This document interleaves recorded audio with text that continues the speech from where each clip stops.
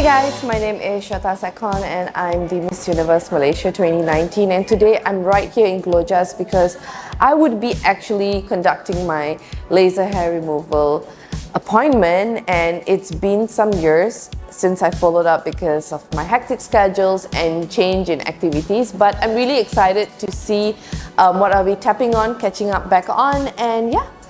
do stay tuned.